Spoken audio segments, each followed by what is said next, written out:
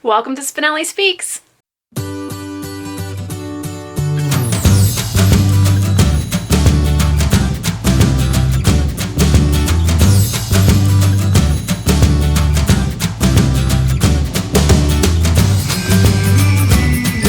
Hi guys, welcome back to my channel.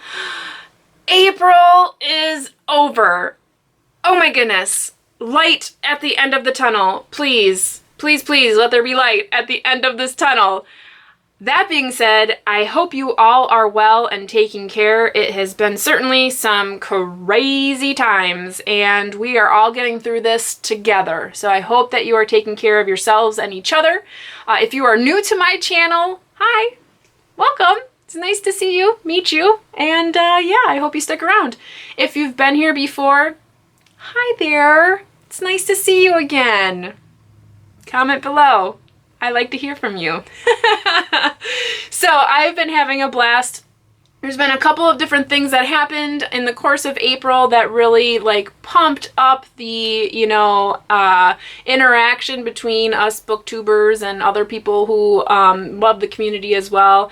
We had the wine and cheese social that Rainy Day Reads and Elaine Howland had hosted for us, so that was awesome.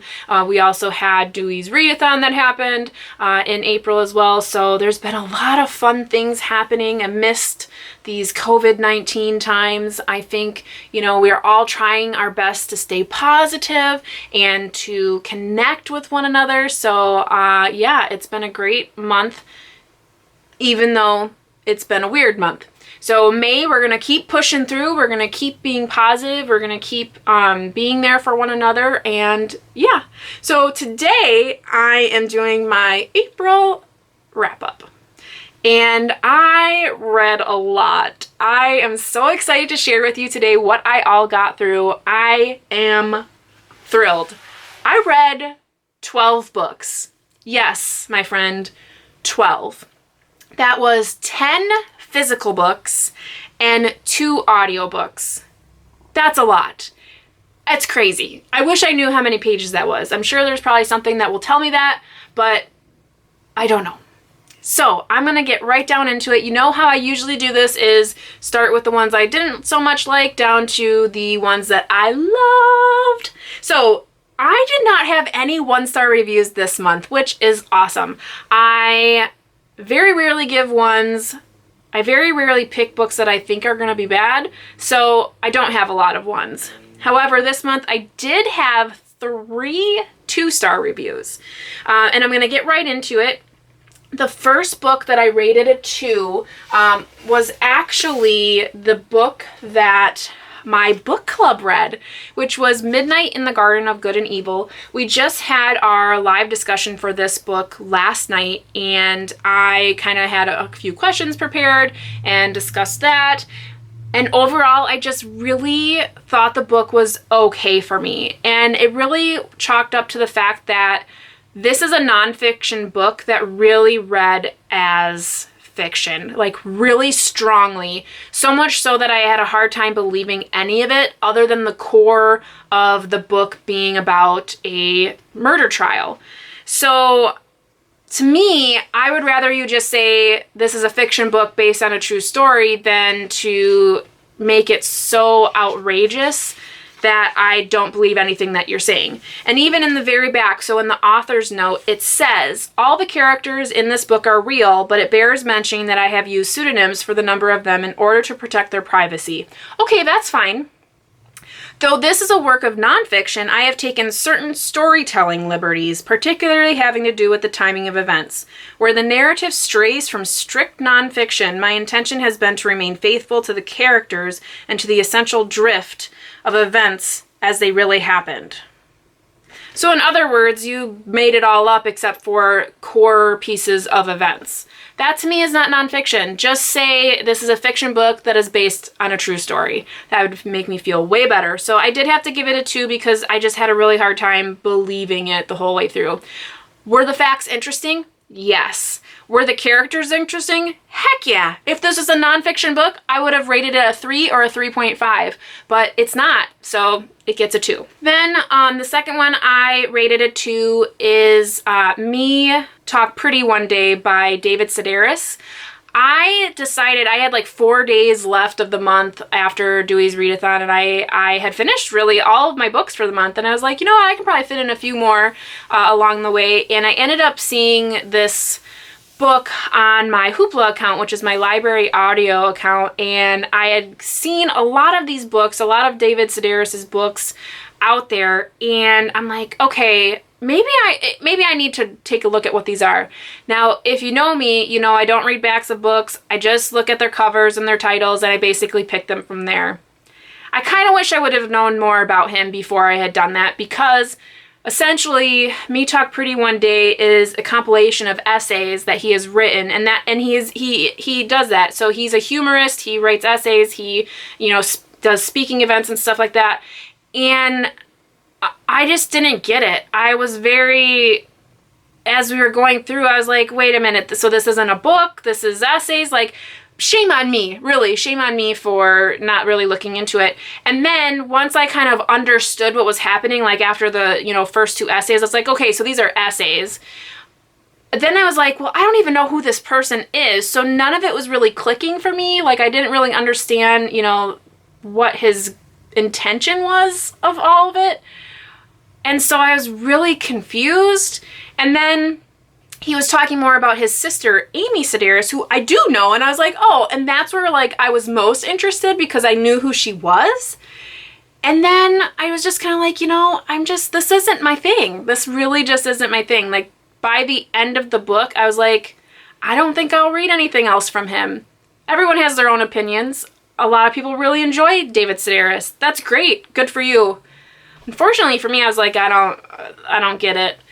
So I did rate that a 2.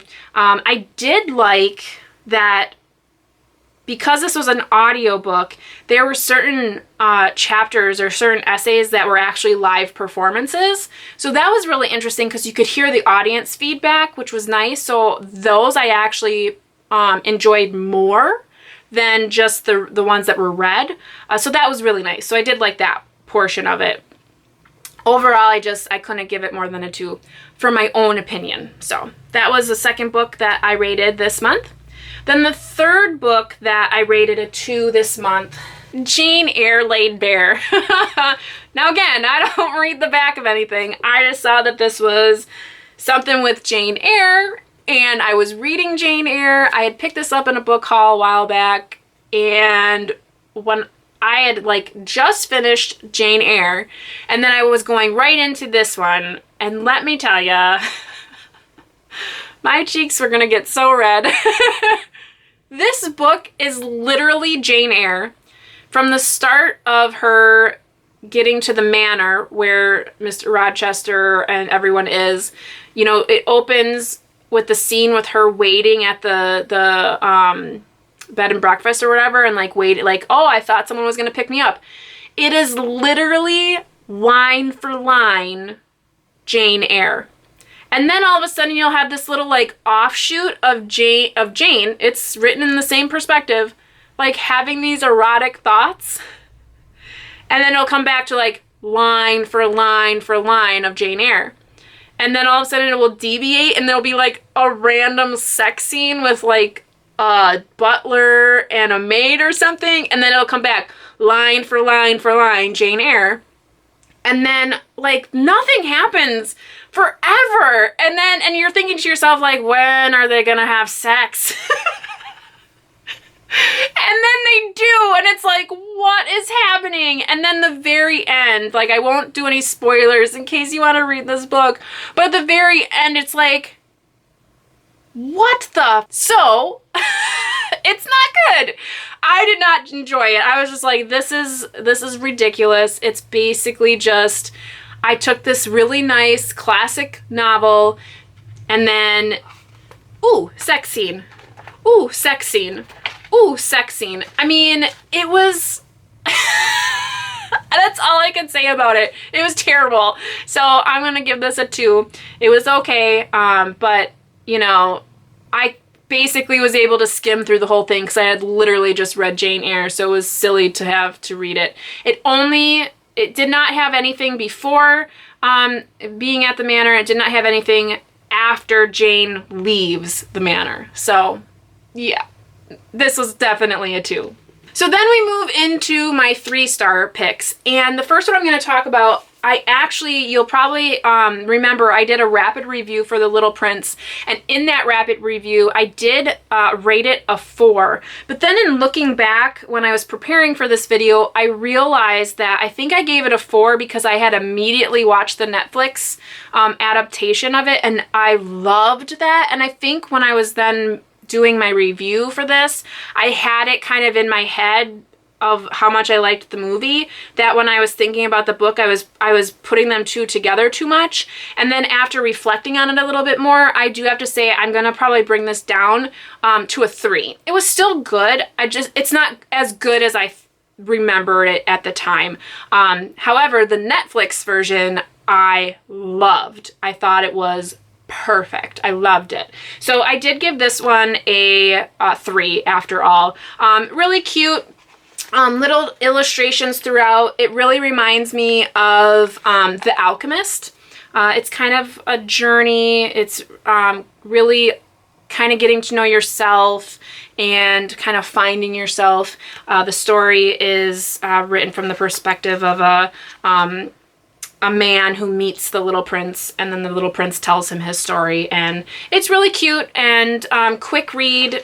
I guess it's supposed to be like a middle grade or a children's book, but I mean, I don't think any child would be interested in this or get it. I think this is an adult book, really. So that one I did give a 3 after it was all said and done. Then the second book that I gave a 3 this month was the Series of Unfortunate Events third book, which is called The Wide Window. I did a vlog for this, which hasn't yet been posted, so you won't see that yet, but I'll post that soon so you can kind of see my reactions throughout. This is probably one of my least favorite of the Series of Unfortunate Events because it just seemed like really nothing big happened, and I really didn't like the Guardian in this particular book. I felt like Aunt Josephine is very selfish and doesn't really think about the children at all, and that to me just was really upsetting because as a guardian of a child, no matter if it's yours or someone else's or a stranger to you, like, it is your job to protect that child. And she basically was just like, save myself, take the children. So I really just didn't like her as a guardian, so it made me not like this book as much. I still gave it a 3. I still liked it. I still enjoy all of the books, but I just couldn't give it more than a 3. So that was The Wide Window. This is the third in the Series of Unfortunate Events. And like I said, I will be posting that vlog soon. Then I have 3 4-star reviews. The first being The Magician's Diary, which is the C.J. Archer books that I am listening to on audio. I don't have any more to listen to, and there are 10 in this series. And so for Magician's Diary, I was feeling like, wow, this one isn't as fun as the other ones. You may have seen I had finished this during Dewey's Readathon, and I was like, boy, I might have to give this one a 3. Like, it's just not exciting. Nothing's happening. It's kind of like, oh, can we just get over with it? And then here I am walking to Walgreens, and I'm just like dumbing along, like la la la, listening to the story, and then all of a sudden this huge twist happens, and I'm like walking, and I'm like, oh my god, what? And these people across the street are like, oh my gosh, this woman is crazy. Like, I was like kicking and screaming, and I'm like, oh, I'm in public. Oh my goodness. So I was like, okay, back up to a 4. So it was still very good. I am still very excited about continuing on in the series. I can't remember what the 5th one is called. I think it's something with a convent in it. But I don't have access to another audio version, so I'm hoping that I can find it or see my library just opened up their like curbside pickup, so I might see if they have physical copies and get my hands on it that way. But I might have to take a break from C.J. Archer this month and wait until next month when I can figure it all out. So that one was definitely a 4. Then the second one that I gave a 4 was Graceling. So if you remember, I was talking about Graceling. Really easy read, guys. I was really surprised. I was reading this at the same time I was reading Jane Eyre. So I would go from little tiny, like intense verbiage in Jane Eyre, and then I would open up this book and I'd be like, oh my gosh, the words are so much bigger. It's so nice. And I just blazed through it. I finished this very quickly. What I really liked about this book, so it's about a girl who has a grace, and a grace is some kind of extraordinary, not so much a power, but just, you know, she thinks she has the ability to kill.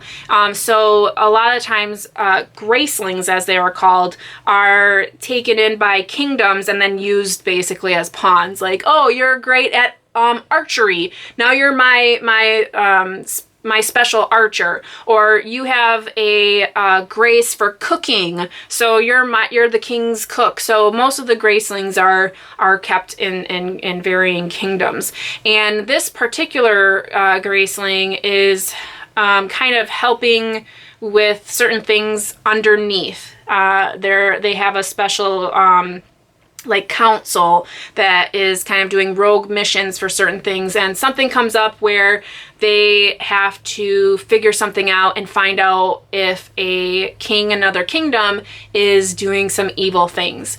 I really liked the story. It was very unique. It was different. It was something I hadn't read before. It was young adult, but I feel like it had that element of the, you know, romance. Most young adult novels do, and you know, if you've listened to me talk about this before, you know that I get like really annoyed when it's like, oh, I love you, because I'm not a young adult anymore. So I'm sorry. I probably when I was a young adult, I was like, give me more, but now I'm just like, seriously, this is not what the story is about. But I felt like it was well done. I didn't have a problem with it. I thought it was okay. There's a few bits of it where I was like, what? And then I like just moved on. But overall, I really liked most of the characters. In fact, I liked all of the characters except for the main character. I did not like the main character. Like, she really bothered me for a long time. Like, she's just so like, oh, woe is me. I don't want to love anybody because blah, blah, blah. And I get the point that the author was trying to make, like that she's an independent woman and she's not going to let a man bring her down and she's going to do what she wants to do. I get that. But every single time that you have a thought, it doesn't have to be the same thought. Just, ugh. So that bothered me. So I did not like the main character, but I loved all of the other characters. There is a prince that she was working with. There was a princess that they were helping. And the princess, her name is Bitterblue. She has her own book, which I think I might actually read. So they're not really, I wouldn't say they work as a series. They seem more like standalones that just, now we're going to talk about this character, and then now we're going to talk about this character, but they don't really interweave as much, and then they're just in the same, like, world. If that makes any sense. Sometimes I talk in circles. Needless to say, I gave this one a 4. Next book that I gave a 4 was Matilda. I have read this umpteen times before, but with everything that's going on, you know, connection is really important, and you've heard me say it before, I found that Marco Polo app, and I have been talking to my niece and nephew through that, and they wanted me to read them a book. So I picked up Matilda and read it to them and loved it. It was so much fun. There was a few days where I was like, oh, I haven't talked to them in a while. I really need to get back on there. But I love reading this book, and you know, this is probably one of the the books that I absolutely love the adaptation version as well. I think there's a lot of differences in the adaptation that are, like, I think a lot of people forget, like, a lot of what's in the book, or excuse me, a lot of what's in the movie does not happen in the book. However, I love the movie. Like, it's one of my favorite movies. So I'm okay with that. I think they both are amazing. I love the book. I gave it a 4, of course. And I love all of the illustrations that are in here. Quentin Blake is typically one of the illustrators for all of Roald Dahl's work. So I love this book. So I was able to finish that actually on the last day of the month. So I got it into one of my 12 books, but I love Matilda. I think we all have a little Matilda in our hearts, especially if you're a bookworm. So I did finish that one and gave it a 4. So now I have all of my 5-star books. I cannot believe it. I had 4 5-star books. So the first one I've mentioned it a couple of times was Jane Eyre. Of course, this is a classic. Everyone knows. Of course, it's a 5, Danny. But I have never read Jane Eyre before. This is the very first time. I don't know that I've ever read anything by Charlotte Bronte. And, I was so pleased. I just adored it. I love Jane. I think she's probably one of the heroines that I actually didn't have any issues with. Like, sometimes, like, Lizzie from Pride and the Prejudice, there's some things where you just get so frustrated with her. And in this, like, everything that Jane did, I was like, good for you. She was so innocent, and I would not say that she was naive. Like, there was some naivety. She was naive a little bit throughout the book, but I feel like it was justified.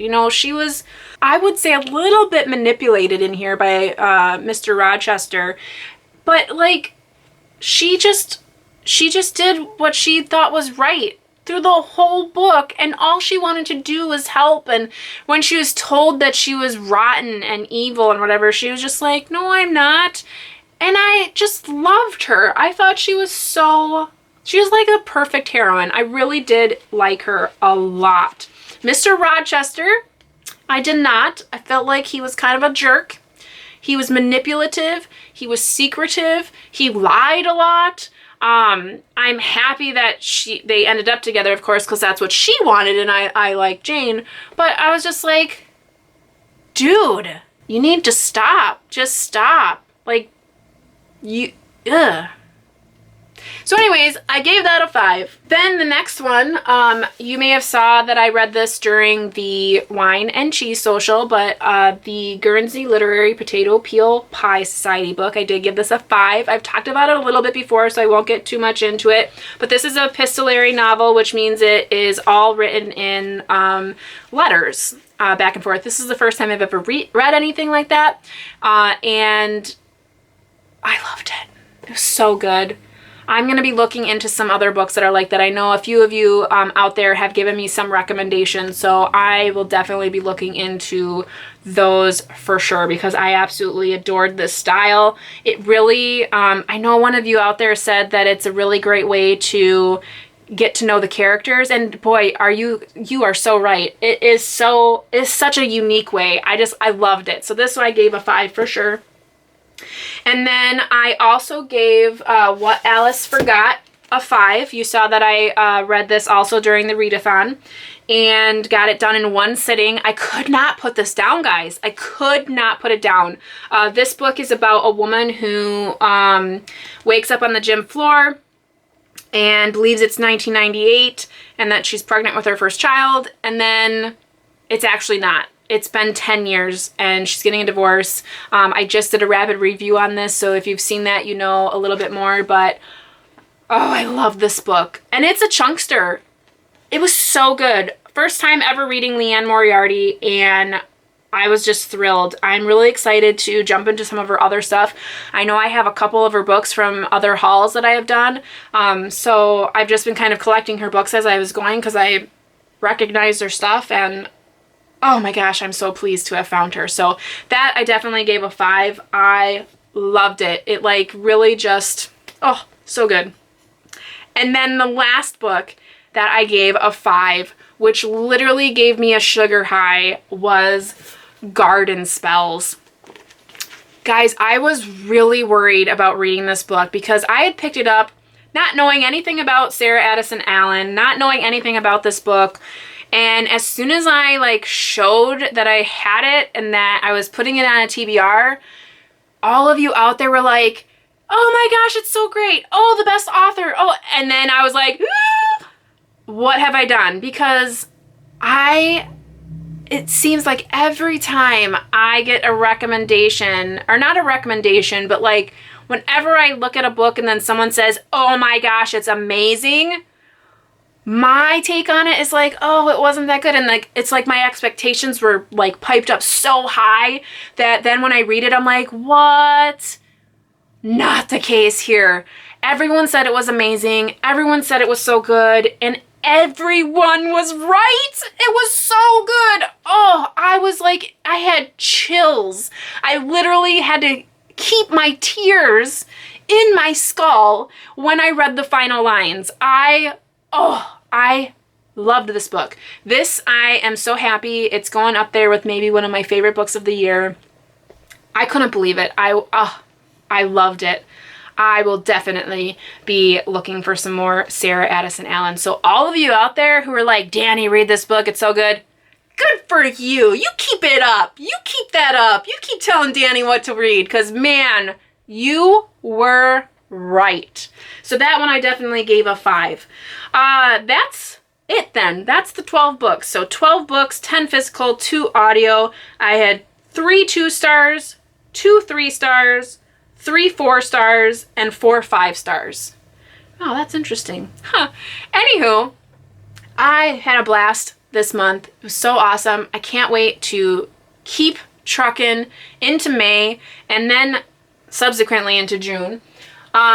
Can't forget London, of course. You all know that I always forget to talk about London.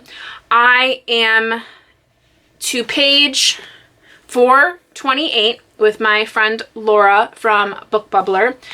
This weekend, we will start the chapter called London Bridge. And London Bridge, this chapter is about 100 pages. So that will be our big month reading, unless we really just get through a lot, because we are behind. Remember, coming into May, we should be at page 500. Or no, we should have been... Yes, so that we could read the 500s, but we're good. We're only about 80 pages behind, but it's okay.